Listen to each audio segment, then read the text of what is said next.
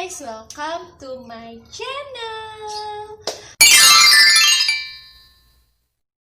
Long time no see di program VL bersama saya, Tuyin. Hai Sobat VL, setelah terakhir di program VL, kita belajar tentang prospek agribisnis yang ada di Indonesia. Setelah kita mempelajari itu, berarti kita udah tahu dong prospek apa yang menjanjikan untuk kita jadikan sebuah peluang usaha di Indonesia. Nah, kira-kira setelah kita tahu prospek apa yang bisa kita ambil sebagai peluang usaha, apalagi yang harus kita lakukan sebelum atau jika kita ingin mengambil peluang usaha tersebut? Yaitu adalah pengelolaan. Dalam sebuah usaha, pengelolaan disebut dengan manajemen. Hari ini kita belajar tentang manajemen produksi. Kenapa harus manajemen produksi? Karena dalam suatu usaha, baik itu usaha tanaman ataupun usaha-usaha lainnya, aspek produksi merupakan aspek paling penting yang harus diperhatikan dibandingkan aspek-aspek lainnya. Nah, manajemen produksi memiliki aspek produksi yang terdiri dari perencanaan produksi dan pengendalian produksi. Perencanaan produksi biasanya dilakukan sedini mungkin sebelum proses produksi dilakukan. Sementara pengendalian produksi biasanya dilakukan pada saat proses produksi mulai berjalan. Proses produksi dalam bisnis tanaman menyangkut tentang pengetahuan mengenai jenis dan sifat tanaman yang bersifat komersial, agroklimat, teknik budidayanya bagaimana, dan bagaimana penanganan pasca panennya, sehingga pengendalian produksi selalu dilakukan pada saat proses produksi sampai akhir proses produksi dilakukan. Nah, kita bahas satu persatu yuk. Perencanaan produksi ini terdiri dari produk, standar kualitas produk, serta lokasi dari produk yang akan kita pasarkan nantinya. Nah, produk ini termasuk dalam perencanaan produksi yang adalah seperti penentuan jenis tanaman dan jumlah tanaman. Yang perlu diperhatikan sekali adalah agroklimatnya. Agroklimat ini apa sih, Kak? Nah, agroklimat ini adalah kondisi iklim, kelembaban, suhu, kecepatan angin, dan sebagainya yang menentukan tanaman tersebut dapat hidup di daerah yang akan kita lakukan usahanya atau tidak. Nah, yang kedua yaitu pengadaan bibitnya. Kita harus tahu dulu kalau kita melaksanakan usaha atau melakukan usaha di kota A, maka kita harus tahu dulu daerah terdekat pengadaan bibit dari usaha yang akan kita lakukan, sehingga tidak berat di biaya transportasi dari pengadaan bibit tersebut, dan bibitnya tersedia atau tidak. Kita juga harus tahu berapa banyak bibit yang tersedia supaya pada saat proses produksi berlangsung kita tidak kekurangan bibit tanaman. Yang ketiga yaitu jumlah produk beracuan pada pasar. Nah, maksudnya apa? Kita memproduksi produk tersebut harusnya sesuai dengan permintaan pasar. Nah, makanya sebelum melakukan produksi, kita harus merencanakan dulu berapa jumlah produk yang kira-kira nantinya akan laku di pasaran di mana tempat kita melakukan usaha. Dan selanjutnya adalah standar kualitas produk. Standar kualitas produk ini kita lakukan agar produk dari usaha tani kita mampu bersaing di pasaran, sehingga kita tidak melakukan usaha yang sia-sia. Jadi produk kita walaupun misalnya harganya rendah ataupun harganya tinggi, tapi produk ini tetap bisa bersaing di pasar secara kualitas. Nah, selanjutnya adalah lokasi. Kenapa sih lokasi penting?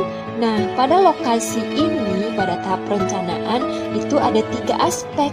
Aspek pertama yaitu aspek teknis, akademis. Yang kedua, aspek iklim. Yang ketiga, aspek lingkungan, sosial, budaya.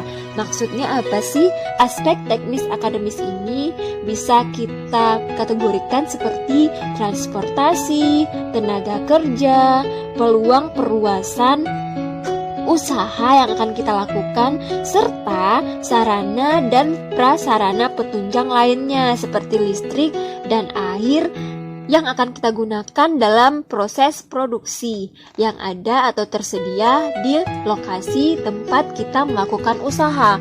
Selanjutnya, aspek iklim.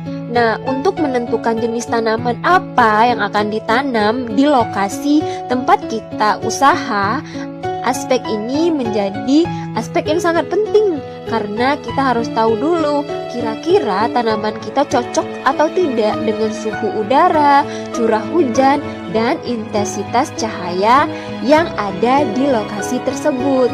Nah, yang terakhir ada aspek lingkungan, sosial, budaya. Aspek lingkungan budaya itu meliputi dukungan masyarakat di sekitar lahan, penyesuaian diri masyarakat terhadap modernisasi. Nah, selanjutnya pandangan masyarakat terhadap bisnis. Ada atau tidaknya kerjasama yang saling menguntungkan, kompetisi dengan pengusaha lain, misalnya perilaku pedagang, perantara, dan keadaan sosial ekonomi masyarakat yang semuanya akan menentukan keberhasilan dari usaha yang kita lakukan di daerah tersebut. Nah, selanjutnya apa sih yang penting setelah kita memproduksi produk? Kita akan melakukan kegiatan, ya, kita akan menjual produk kita yang disebut dengan kegiatan pemasaran. Nah, pada pemasaran ini kita dapat mengetahui dulu fungsi pemasaran itu bagaimana. Nah, pemasaran dapat didefinisikan sebagai seluruh kegiatan yang mengarahkan arus barang dari produsen ke konsumen atau dari penjual ke pembeli. Nah, pemasaran dapat menaikkan nilai produk pertanian melalui pemanfaatan fungsi-fungsi pemasaran yang dikategorikan sebagai fungsi pertukaran, fungsi fisik, dan fungsi kemudahan. Nah, di sini juga ada pada saat pemasaran juga ada distribusi. Pada umumnya distribusi ini produk-produk pertanian khususnya tanaman pangan dan hortikultura berjalan dari produsen ke pemborong. Jadi tidak langsung ke konsumen. Nah, biasanya dari produsen nanti diambil oleh pemborong yang kemudian pemborong tersebut menjualnya ke pedagang pengecer dan akhirnya barulah sampai ke tingkat konsumen. Makanya barang-barang yang kita beli, barang-barang pertanian yang terutama pada tanaman pangan dan hortikultura itu biasanya lebih mahal ketika kita membelinya di pasar dibandingkan kita langsung membelinya ke petani lokal. Nah, karena distribusinya itu panjang melalui pemborong dulu, kadang juga melalui agen, baru ke pengecer, baru setelah itu langsung ke konsumen. Nah, kegiatan dalam proses pemasaran itu seperti apa sih? Dalam kegiatan pemasaran yang perlu dilakukan oleh pengusaha tanaman adalah memahami tentang studi pemasaran itu sendiri, bisa memperkirakan jumlah produksi, mempersiapkan produk, menentukan harga jual, menentukan distribusi, dan menentukan kebijakan produk. Untuk apa sih semua hal itu dilakukan? Hal ini dilakukan agar usaha yang kita lakukan dapat berjalan dengan baik dan mencapai tujuannya, yaitu meraih keuntungan tanpa merugikan konsumen. Sampai di sini ada pertanyaan. Kalau Sobat VL punya pertanyaan, silakan tulis di kolom komentar ya. Oke, sekian pembelajaran kita di program VL bersama saya, Tuyin. Setelah kalian mendapatkan materi dari program ini, saya berharap kalian bisa memahami materinya dengan baik dan bisa mempraktikkan sendiri secara mandiri di rumah. Jangan lupa support channel ini dengan cara subscribe, nyalain tombol loncengnya biar selalu dapat notifikasi dari kita. Dan jangan lupa juga like serta komen rekomendasi materi berikutnya atau komen berupa pertanyaan-pertanyaan yang sekiranya kalian belum dapat mengerti tentang materi yang saya jelaskan. Dan saya harap walaupun tidak belajar di program ini ataupun program-program lainnya, kalian tetap dapat membaca buku lebih kurang 5 sampai 15 menit sehingga dilakukan membaca setiap harinya dan perkaya pengetahuan kita dari bacaan yang kita baca. Selamat belajar karena kesuksesan bangsa ini terletak di tangan kalian yang saat ini terus belajar dan tidak pernah berhenti untuk berusaha. Semangat! See you in the next video. Dadah, bye-bye!